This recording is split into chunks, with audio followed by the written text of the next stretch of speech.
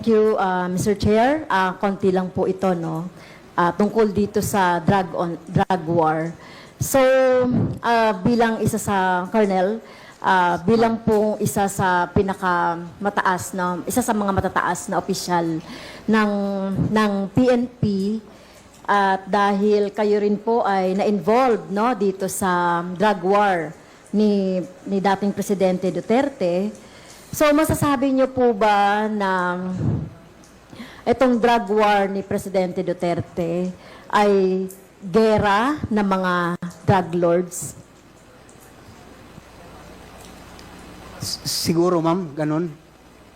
Well, Obvious sa gera naman. ng mga drug lords, ang mga naapektuhan ay libo-libong mga kababayan o mga inosente rin. O kung mga user man yan, mga medical cases, mga drug pusher yan, may problema sa economics and medical mental health. So, kung sinasabi niyo pong gera ito ng mga drug lords, so ibig sabihin, sinasabi niyo rin na si Duterte ay isang drug lord. Of course not, ma'am, but sa umpisa, yun ang pagtingin ko na talagang para sa mga drug lord. Pero ngayon, natapos ang mission ko, yung accomplishment na ako na nasali, so ako magsasabi na ang kompetensya lang ang trabaho, hindi yung sa kanila. Parang ganun lang, Your Honor. Yes, kompetensya ito ng mga drug lords, tama po ba? Yung war on drugs ni Duterte. Hindi para tapusin talaga yung yung droga, yung problema natin sa droga. Well, tumigil pa siya pansamantala, pero nagtuloy-tuloy pa rin. Ang problema talaga doon ay yung saan yung supply, saan yung mga distributors, at ang problema diyan talaga yung mga drug lords. So, sa mga nakaraan kasi, Colonel, may mga nag-testify din na talagang nagpapatunay na yung mga, kahit na yung mga Chinese drug lord ay ini-eliminate or nini-neutralize.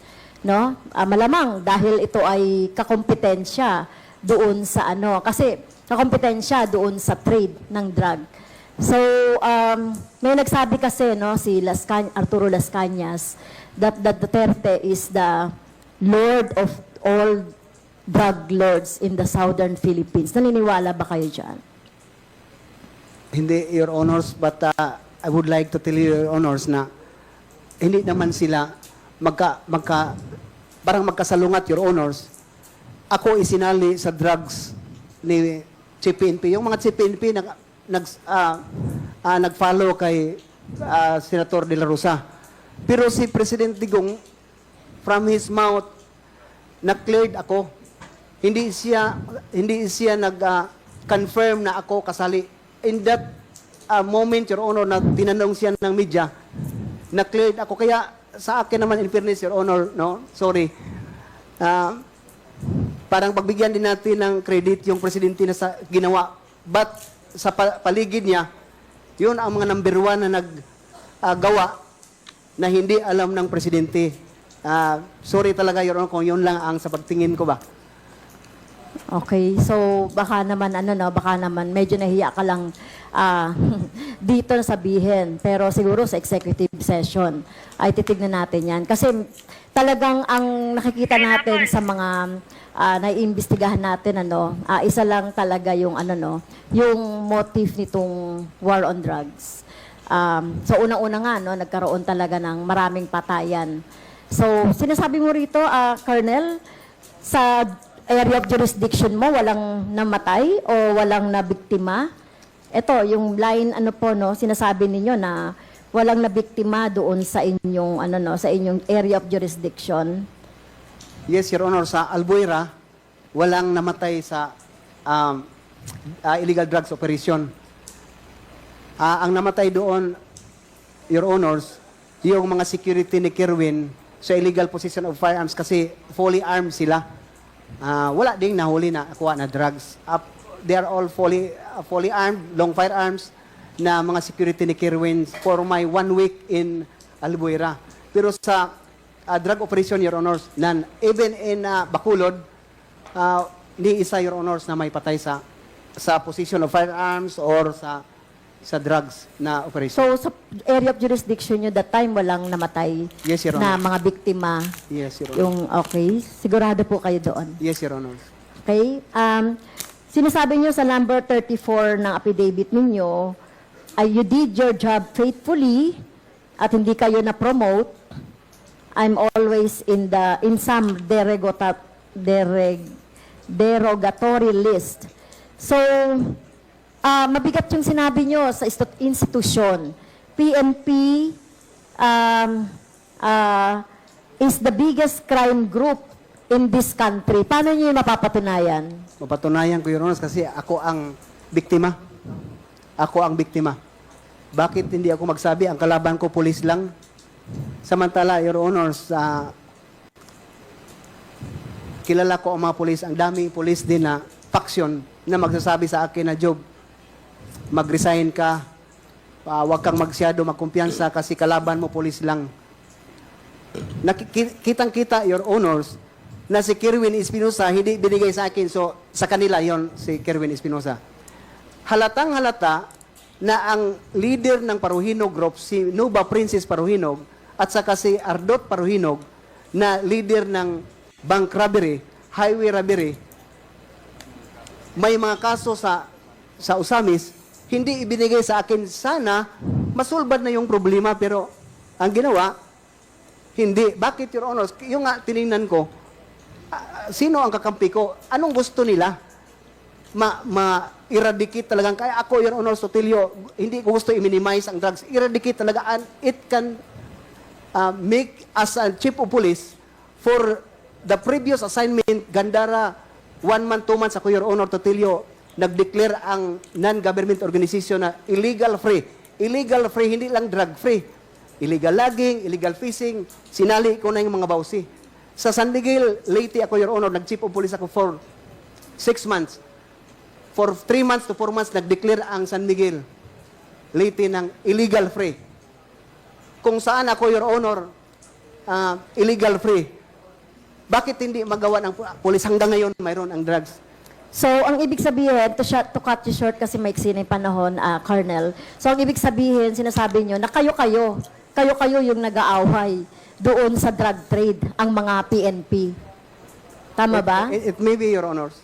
So, yung mga drug lords na hindi naman PNP ay protector nyo or ibig sabihin kasama dito sa mga syndicate ng mga PNP officials na kasama po dito sa drug war. It may be, Your Honors. Okay. So siguro, Mr. Chair, yung mga pangalan, doon na lang sa executive session na lang natin. Thank you, Mr. Chair. Thank you, Congresswoman Franz Castro. The next to interpolate is Congressman Richard Gomez. You're recognized. Our Vice Chair of the Committee on Dangerous Drugs. Thank you, Mr. Chair. Mr. Chair, my inquiry today will be based on the documents submitted by Lieutenant Colonel Jovis Penido. This was submitted to this committee. Now, if ever there are sensitive questions that would incriminate him, maybe I can ask when we get into executive session, Mr. Chair. Good afternoon, Lieutenant Colonel Penido. Good afternoon, sir. Meron ho ba kayong copy ng affidavit na binigay niyo sa amin? Yes, Your Honors.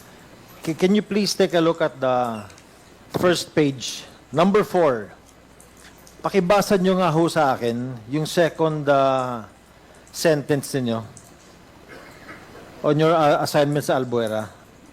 Number 4. I was supposedly the only one capable of disbanding the Kerwin Espinosa drug group operating from that area. Okay. And then sa number 5, Lieutenant Colonel Espinido, pakibasa nyo nga rin po yung first sentence nung number 5. Soon after, I received a formal order from Camp Crami assigning me as Chief of Police, COP of Albuera, Your Honors. Yung next sentence, in my 18 days, In my 18 days as Albuera COP, I was able to disband the group of Kerwin Espinosa, alias Kerwin, Kerwin's father, Mayor Rolando Espinosa, then Mayor of Albuera, surrendered to me, Okay. Your Honors. Thank you. Lieutenant Colonel Espinido, alam niyo ho ba kung nasaan si Kerwin Espinosa ngayon? Nandiyan na sa Albuera, Your Honors. Alam niyo ho ba kung na-disband na yung grupo niya? Hindi, Your Honors. Hindi pa na-disband yung grupo niya. Sa ngayon, Your Honors, So, ang buong paniwala ninyo is nag-ooperate pa rin siya? yes, Your Honors. Okay. Sa number 10, on page 2, pakibasa nyo nga, Colonel Espinido, yung number 10, first sentence. Mayor Espinosa had a list of police generals and other PNP officials who received money from their group as indicated in the ledger and in the copies of cleared checks that we were able to recover from their accountant. Your Honor.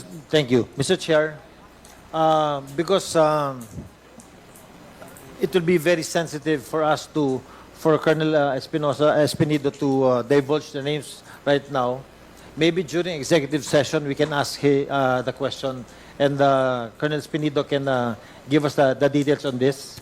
Okay yan, Colonel Espinido? Yes, sir. Okay. Yes, Your Honor. Now, I will go to page 3.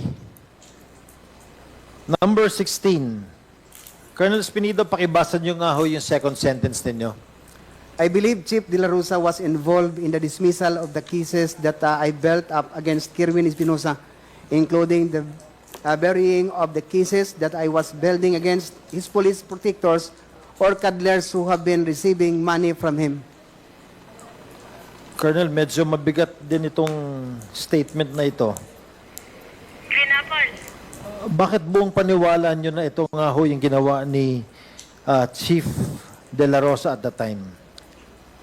Your Honors, Mrs. Chair, ang pulis, pag ikaw mapahilan ng complaint sa RIAS, the RIAS will conduct an investigation Yes. recommending the penalty of that said police officer to the regional director. If the police involved make an appeal, it will go to NAB, National, then the Chief PNP will now decide if go or no go ang penalty na dismissal from the service sa mga na-involved na police. Sila lang ang may authority, yung RD at saka si PNP, na mag-decide na, Your Honors, ito siya, i-dismiss to. Ito, hindi. May kasalanan ka o wala, Your Honors. Colonel Espinido, punta ho tayo sa page 6, doon sa affidavit ninyo. And please go to number 34. Pakibasa niyo lang po yung first sentence na sasalaysay ninyo. From my experience, I can say that the PNP is the biggest crime group in this country, Your Honors. Is that true? Yes, Your Honors. Mabigat, Colonel, itong salaysay na ito, ha?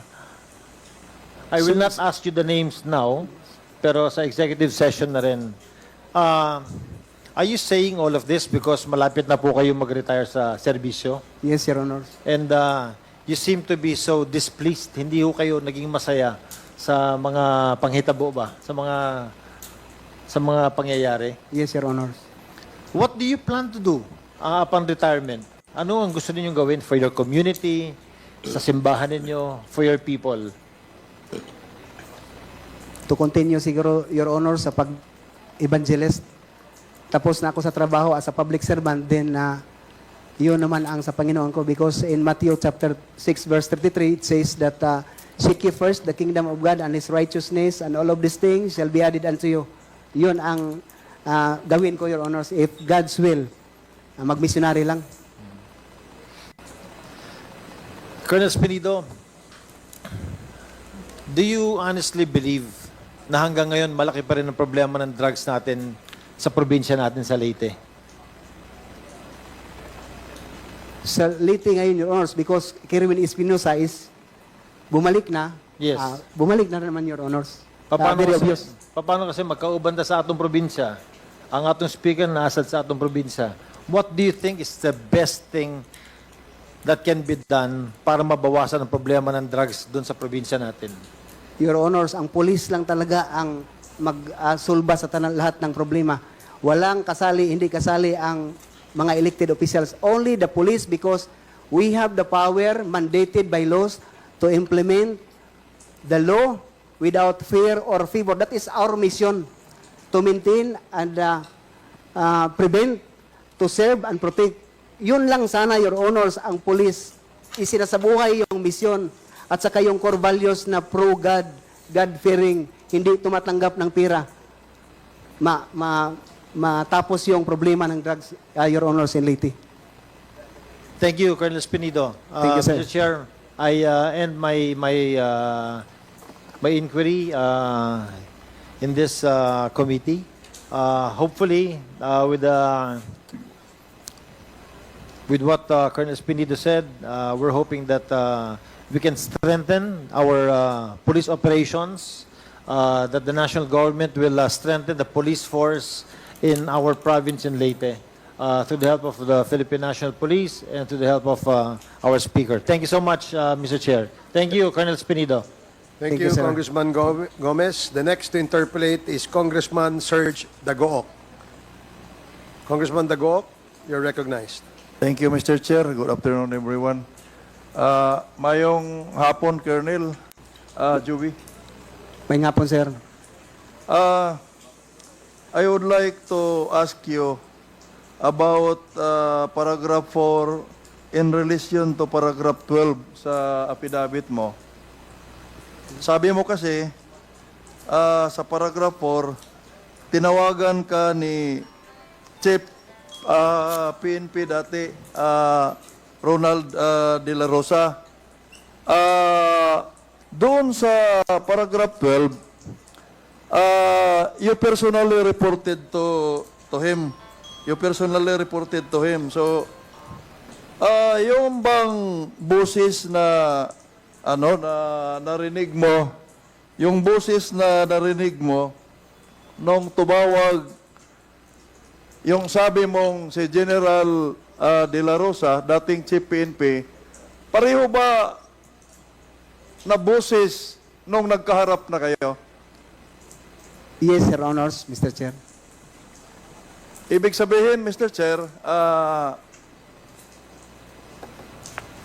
kayo ay hindi lang naniwala na si former Chief PNP yung tumawag sa iyo, kundi na-confirm mo na siya talaga nung nagkaharap na kayo dahil pare-pareho yung boses ng tumawag at yung boses ng taong kausap mo nung nagkita kayo. Yes, Your Honor, Mr. Chair. At saka hindi lang ganun, Your Honors, ang pag-intindi ng familiarization ng boses niya, may order na kagad. Order. Okay. Yes. Sinabi mo kanina na nung tinanong ka sa isa sa mga kasamahan namin dito sa committee, kung ano yung masasabi mo sa drug on war ng dating administrasyon. Isa sa nabanggit mong terminology is practical. Practical. Sabi mo successful dahil practical. Can you describe or define what is practical to you in as far as drug war is concerned? Yung practical naman, pag intindi ko, Your Honors, yung kausapin kaagad direct yung mga involved, tinanong kung sino ang source ng drugs nila, pinuntahan na, hindi na pinahintay na mag-file ng complaint kasi ang kagawian ng police, Your Honors, makahingi lang ng information right after kung mahuli na yung isang suspect. Pero sa time na yon, pag ikaw lang isali ka lang doon sa list, pwede na kapuntahan at saka tanungin kung saan yung drugs mo. That's how, yun ang sa palagay pag-isip ko na very practical approach, Your Honors. Mr. Chair, yung bang sa palagay mo practical sa tingin mo ay in accordance with law? I cannot really specifically, Your Honors, kung in accordance with law, as long as the PNP, Green apple. number one, Your Honors, hindi hinuli, no? Pangalawa, yun siguro lang ang approach na papuntahin ka sa police station kasi na-list ka, yun siguro ang parang hindi na maganda, Your Honors, no? Binapapunta mo na walang invitation, kung ano pa man. Pero kung as tao lang tayo, Your Honors, na parang bigyan ng second chance yung mga involved, sa ganun lang ng mga paraan, Your Honors. Mr. Chair, gusto ko lang linawin at masigurado na uulitin ko yung tanong ko, Colonel. You appreciate, no? Parang inaano mo yung pinupuri mo yung drug war kasi successful siya, sabi mo, at practical. Gusto ko lang ulitin yung tanong ko. Yung practical ba na sinabi mo is always in accordance with law? Yung mga ginagawa doon sa practical na sinabi mo, Mr. Chair. Hindi siguro lahat, Your Honors, no? Pero mayroon lang na mga example, Your Honor, sa akin. Kinausap ko si Mayor na para matapos na ito, isurrender nyo na lang yung drugs. Ikaw, Mayor Aldong, isurrender mo na lang yung baril. Ikaw, Adot, isurrender mo lang yung mga tao mo na involved. So that's how I pag-intindi ko sa practical, Your Honors. So, ulitin ko, kung tama yung pagkakaintindi ko, hindi lahat ng practical sa tingin mo ay in accordance with law. Mayroong iba na practical sa operasyon pero hindi sumusunod sa batas. Tama po ba yung pagkakaintindi ko, Mr. Chair? Yes, Your Honors. I admire you, Colonel, for being candid. I really admire you for being candid, no? Hindi selective yung inaamin mo. Now, dito sa reward system, ang dami nang nagtatanong ano yung 50 to 100 per day na quota, may 20,000, may galing sa STL. Ito bang pinag-uusapan dito sa affidavit mo na reward system? Is this official?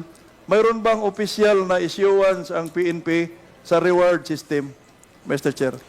Sa reward system, Your Honors, hindi yun ma-indicate doon kasi parang kuan lang yun, parang ibigay lang yun kung may ganun ang mga pangyari, Your Honors. Pero yung quota, lahat naman instructed ang mga chief of police na lahat ng nasa list na ibinigay pababa from taas na knock and play ninyo para mapagbigyan din ng pagkataon yung mga nasa list na mag-surrender. Ibig sabihin, Mr. Chair, wala talagang official issuance yung PNP regarding sa pinag-uusapang reward system. Parang tradisyon lang or verbal order lang. Parang ganun po ba yun, Mr. Chair? Verbal lang, Your Honor. But in my station, Mayor Paruhinog declaring talaga na pag makahuli kayo, Chief, dito ang kaugalian namin, magbigay kami ang LGU ng 100,000 per operasyon ng buy-bust kung malaki ang mabuy-bust ninyo. As Colonel, no, junior officer ka, alam mo ba na dito sa Kongreso, taon-taon, may budget po na intelligence fund sa PNP? Alam mo ba yon? Alam ko, Your Honors. So, as Chief of Police na na-assign sa different areas, nakagamit ka ba ng intelligence fund doon sa mga operations ninyo? Bakit, in my case, no, I have a personal experience na yung Chief of Police ay humihingi ng gasolina dahil kinulang sila ng budget. Nagsosolicit ng computer set dahil wala silang ano. So, going back to my question, naranasan mo ba na may na-release sa'yo na or may naibigay na intelligence fund doon sa mga operasyon? Kasi inuutosan ka na manghuli. Your Honors, wala. So, Mr. Chair, it is very clear na kailangan siguro nating busisiin yung intelligence fund doon sa budget ng mga different government agencies, particularly PNP, saan ginamit yon? Bakit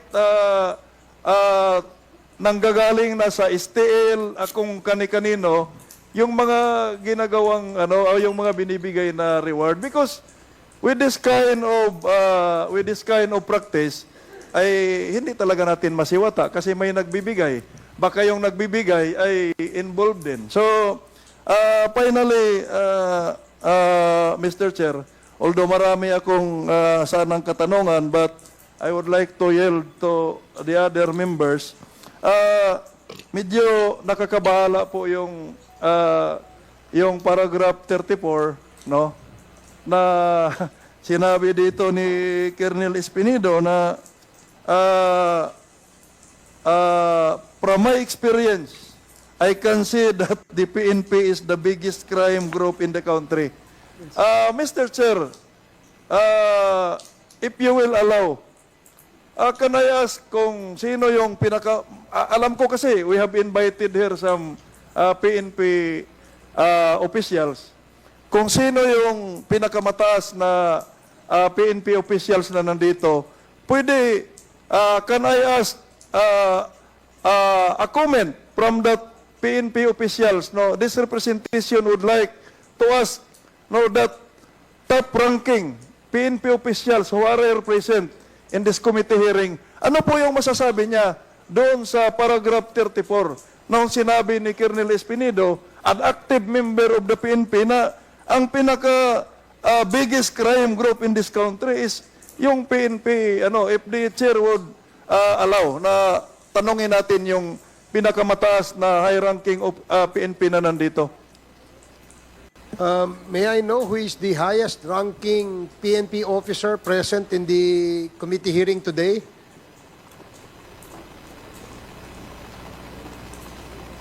Who is the highest ranking, Comsec, who is the highest ranking PNP officer present in this committee hearing? Sir, we have General Karamat.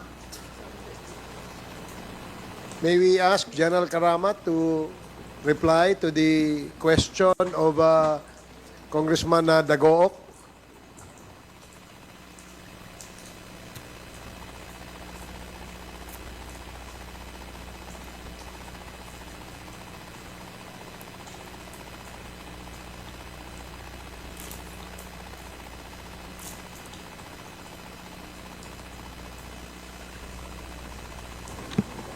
General Karamat, you're recognized. Kindly reply to the query of Congressman Dagook. Thank you, Mr. Chairman, sir. Come again with the question, Mr. Chairman, sir. Congressman Dagook, can you please repeat the question? Mr. Chair, under paragraph 34 of the affidavit of Colonel Espinido, sinabi niya na base sa kanyang experience, ang pinaka-biggest crime syndicate sa bansang ito ay ang PNP organization mismo. Ang tinatanong ng representasyong ito, ano po ang masasabi ni General Karamat doon sa nasabi na statement sa affidavit ni Colonel Espinido, no, an active PNP personnel at present? Mr. Chair. Mr. Chair. Before we ask General Karamat to reply, Congressman Akop, May I know if General Karamat has taken his oath? Comsec, has General Karamat taken his oath? General Karamat, you have taken your oath, correct? Yes. Yes. Please reply.